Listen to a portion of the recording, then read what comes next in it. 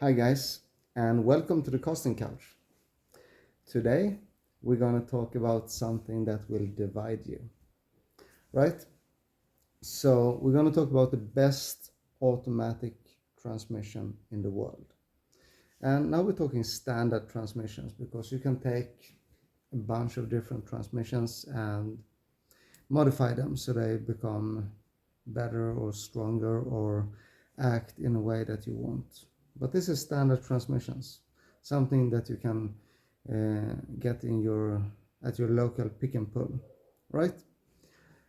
So automatic transmissions, I think this is a little bit like football, right? You're all gonna stand up and you're gonna scream like Arsenal, Liverpool, Chelsea, Juventus, or Real Madrid if you live here, right?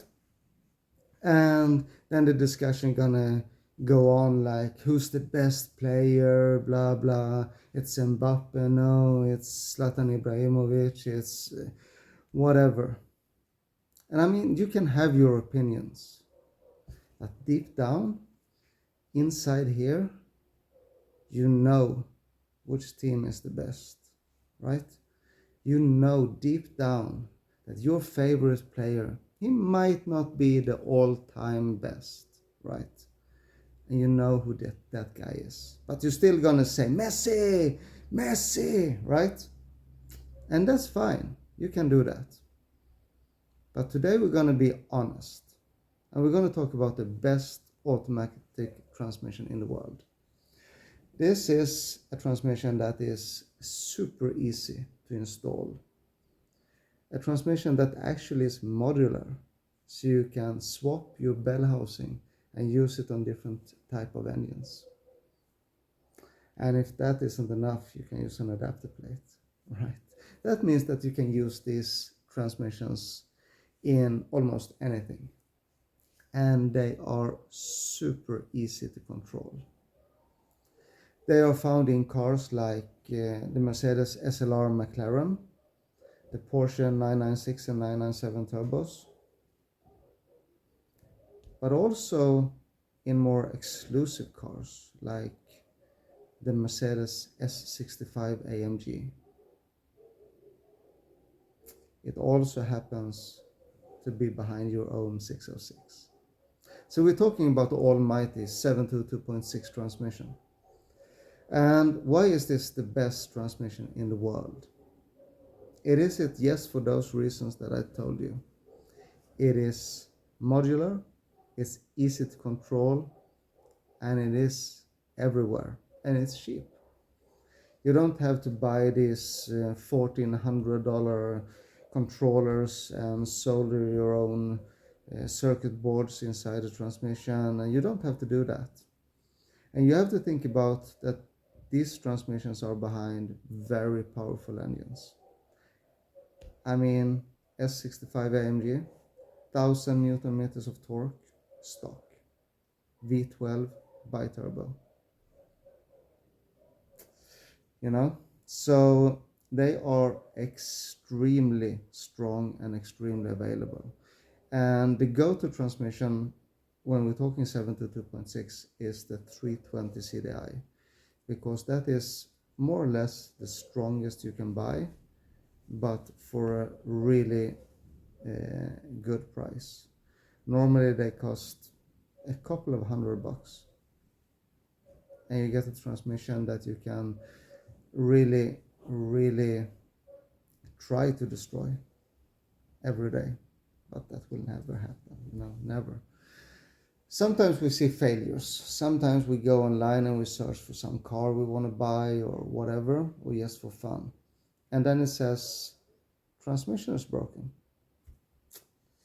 But that's a 722.6. They don't break. No, they don't. You run it without oil, yeah, all right. But as long as you have some automatic transmission fluid inside it, it will not break. There is, though, an electronic plate under the transmission called the conductor plate that has a couple of speed sensors, and those tend to fail from time to time. with some kind of 15-20 year intervals. So it's not on a daily basis.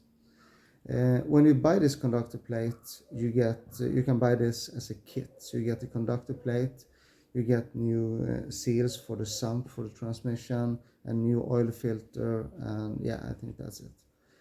And that costs $120. I mean, it costs nothing, and it takes literally 15 minutes to swap. It's nothing. The conductor plate is so easy, and you do it with a transmission in the car, of course. So the best automatic transmission in the world is a 722.6, and that's no question about it. You might like your 8 HP, but tell me, what's so good about that? Tell me. It's modern. Yeah, it's modern. All right. It shifts fast. Right. That's good. I know. I knew someone would say it. Clutch. You can use a clutch pedal, so you can run it as a manual transmission. The thing with the 722.6 is that you can run it also in full automatic mode. And I mean full. It will do full engine braking, never shift up or down or anything. And it will shift so fast and so hard that it feels like someone hitting you with a baseball bat in the back. However, you will not have a clutch. So we have to weigh the pros and cons. The 8 HP is popular because of some kind of hype. It's just like the OM648. It's not really a good engine, but the hype makes it the best. A couple of years ago we had the 606 hype, and the 606 was the best. I still think that the 606 is very hard to beat, and the 648 will not do that. That's just how it is. The 8 HP is a very good transmission, but they're quite expensive, at least double the price of a 722.6. They're complicated. There are only a few TCUs that can run the stock mechatronic unit. Otherwise, you have to take your chisel and hammer and hack that shit out, and then install another circuit board, solder, fill with epoxy, and so on.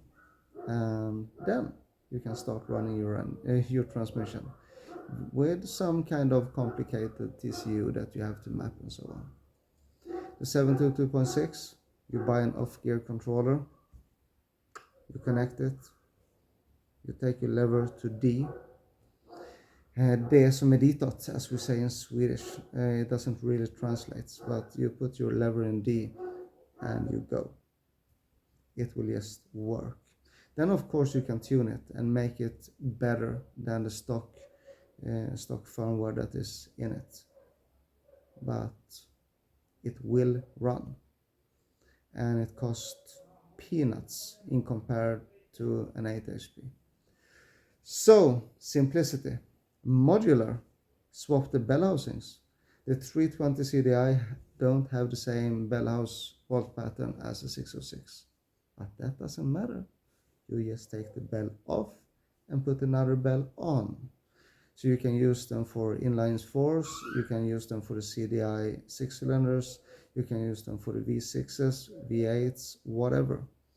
And if that is not enough, as I said, you can buy an adapter plate and then you can put it behind your LS3.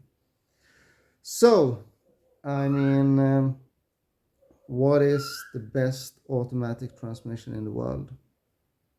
722.6. I mean, you might like Mbappe, but there are players that are better. That's just how it is. So thank you for watching, and see you in a couple of days. I've been bad at doing the videos lately, but I have a lot going on, and I'm it's quite a lot. I need to find an investor, and that is taking some time. So I don't really have time for anything else right now. not even making funny little videos.